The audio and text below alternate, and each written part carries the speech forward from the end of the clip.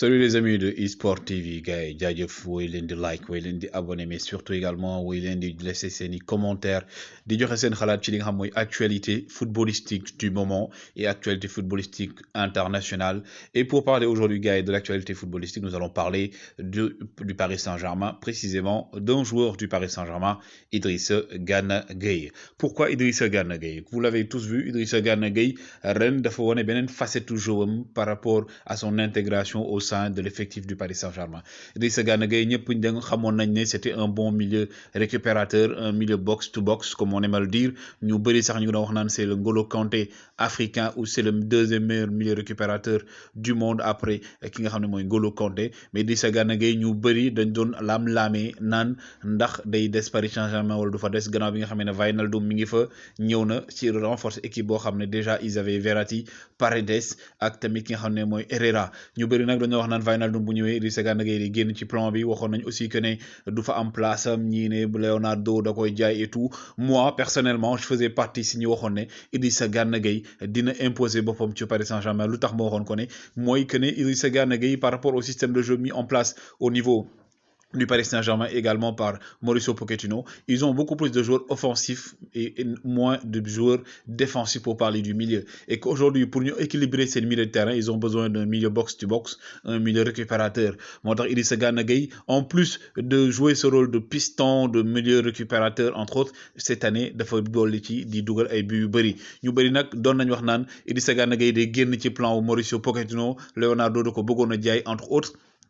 Ndax gisoon nañ ne bu Wijnaldum ñëwee rek moom ak kii di Verratti ñooy nekk ci duo au milieu terrain bi nga xam ne moom la Paris Saint-Germain war a teg. Ñu bëri doo wax na Idrissa Gana Gueye du fa am place am. Journaliste français yi ñëpp di wax Idrissa Gana Gueye est-ce qu'il aura le niveau, bon gëmuñu ko. Leonardo da ko bëgg a jaay et tout. Ci jaay boobu noonu am na club anglais boo xam ne bokk na ci benn club anglais boo xam ne manifesté woon na, notamment Manchester United, par l'intermédiaire de son entraîneur Ole Gunnar Solskjaer bi nga xam ne dafa bëggoon a jënd Idrissa Gana Gueye, defoon ko priorité am pour mu ñëw renforcer milieu de terrain boo xam ne Paul Pogba contrat am ren la war a jeex ba tey renouvelé wul woon. Ñu bëggoon jaay Nemanja Matic mi nga xam ne mooy seen milieu de terrain, waaye également kii nga xam ne moo fa nekkoon tamit di Lingard. Dañoo bëggoon a jaay joueurs yooyu ngir mën a tamit am joueur boo xam ne aussi dina mën a ñëw renforcer milieu de terrain mu Idrissa Gana Gueye. Taxoon ba Manchester United, notamment Ole Gunnar Solskjaer, tegoon ci gëtam, waaye malheureusement pour Manchester United, kii di Matic mu ak ki nga xam ne mooy Lingard ak tamit di Paul Pogba ba tey ñi ngi fa.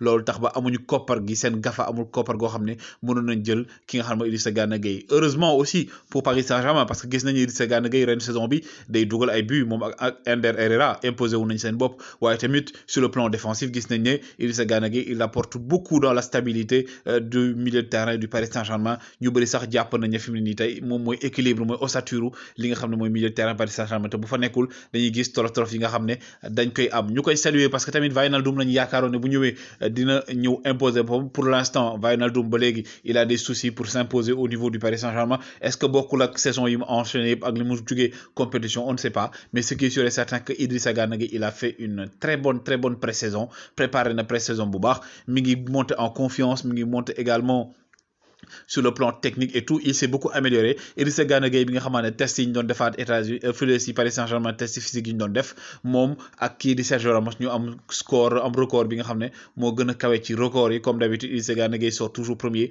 sur le plan physique et tout, et que tey imposé na boppam. Paris Saint-Germain aussi ils ont besoin d'un joueur comme Idrissa Gana Gueye. Ñu bëri dañu wax naan est-ce qu'il est à la hauteur. Seen yenn Sénégalais sax commencé woon di ci laam-laame parce que tamit dafa am point boo xam dañ ko fàtte woon. Ñu bëri dañu wax na Idrissa Gana Gueye benn match la def ba mu ñëwee Paris Saint-Germain ba léegi muy contre Real, après defaat na beneen match contre Dortmund. Mais li gars yi fàttalikul mooy Idrissa Gana Gueye avant mu ñëwee Paris Saint-Germain dafa toog ay saison di jouer Everton, musta am blessure.